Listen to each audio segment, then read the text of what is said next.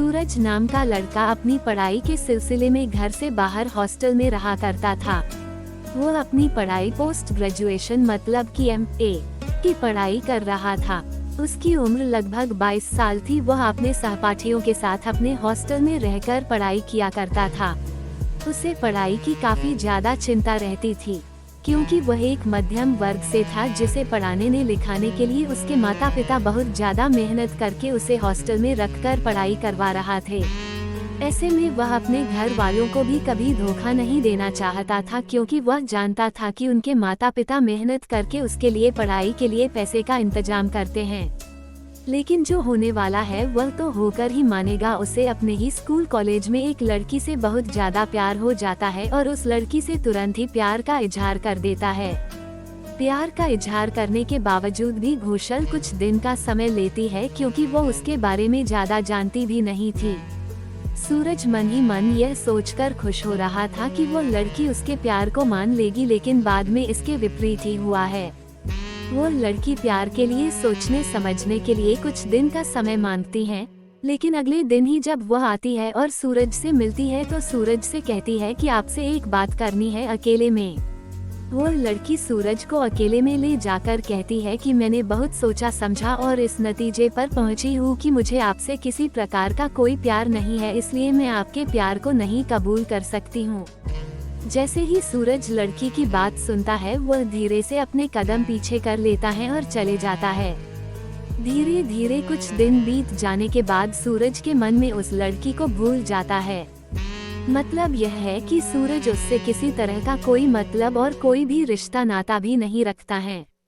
वह पढ़ने लिखने में काफी ज्यादा तेज था और घर के और परिवार के जिम्मेवारी को भी समझता था। एक दिन की बात है, उसी लड़की के साथ एक लड़की उसके साथ घूम रही थी। सूरज भी उसी मैदान में था। जैसे ही लड़की के साथ घूमने वाली लड़की की नजर सूरज पर पड़ती है तो उस लड़की को सूरज काफी ज्यादा पसंद आ जाता है। उस लड़की का नाम सोनी था।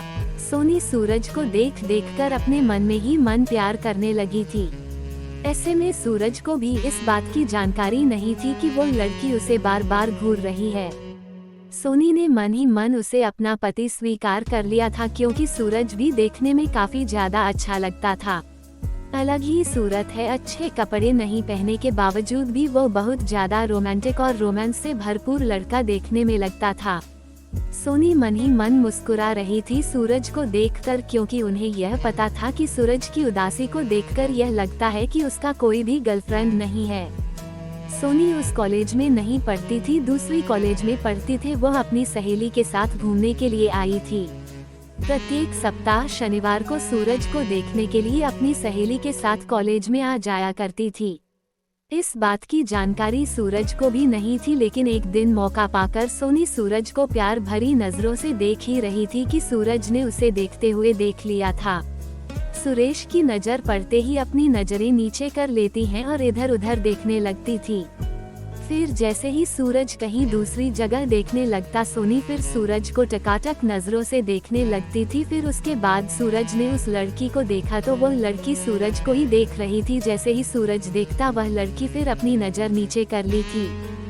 सूरज को यकीन हो गया था कि वो लड़की उसके बारे में कुछ न कुछ सोच ही रही थी, लेकिन सूरज को उसके प्यार के बारे में बिल्कुल भी अंदाजा नहीं था, क्योंकि जिस लड़की के साथ सोनी घूमने आया करती थी उस लड़की ने उसको पहले ही ठुकरा दिया था।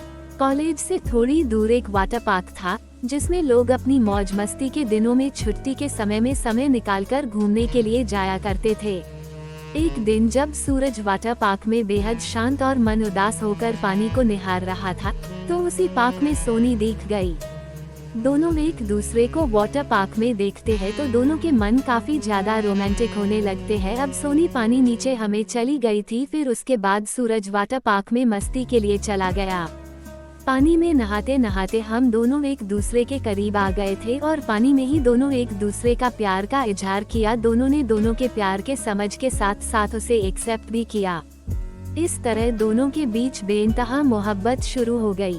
जब ये बात घोषल को पता चली तो रोने लगी। So respect your love, love your, thank your दोस्तों।